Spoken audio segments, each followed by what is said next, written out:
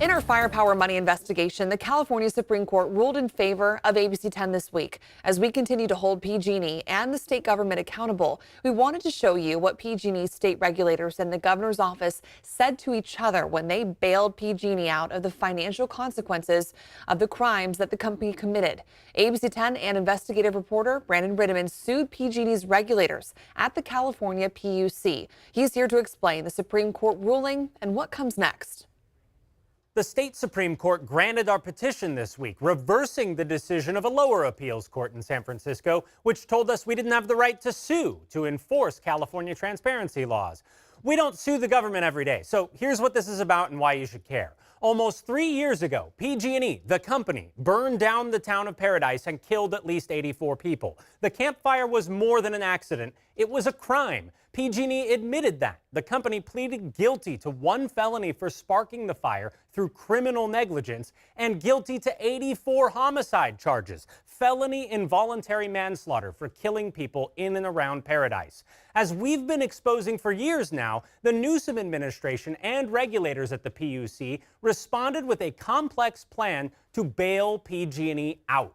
The plan left PG&E fire victims waiting on payment, which is expected to be short by billions. The PUC is supposed to operate independently of the governor, but we brought you a whistleblower who says her agency took orders from Governor Newsom's office. We sued because the agency wouldn't provide us the texts and emails between its leader and Newsom's key staffers. State transparency laws give agencies a 24-day deadline. We've been waiting almost a year. The PUC argued to the Supreme Court that it could make us wait forever if it wanted to. The justices on the high court didn't buy it. The Supreme Court rejected was the Public Utilities Commission position that it could ignore your appeal forever and you would never have your day in court.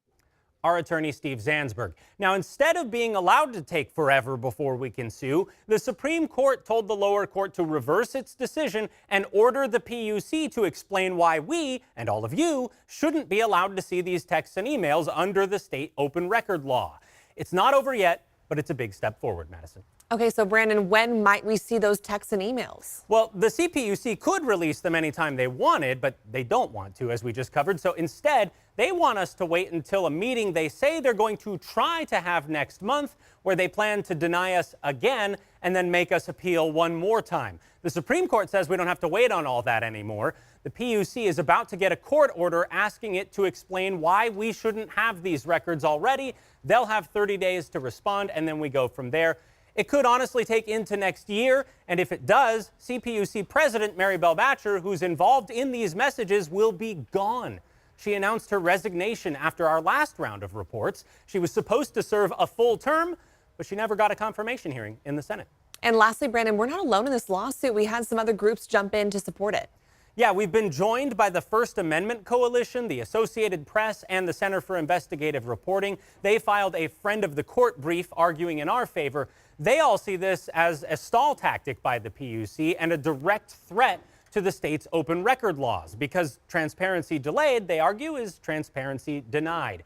Meantime, even without these records, our investigation at firepowermoney.com revealed a lot of new details showing how the PUC and the Newsom administration worked together to bail PG&E out. Again, watch the whole series right now. That's firepowermoney.com.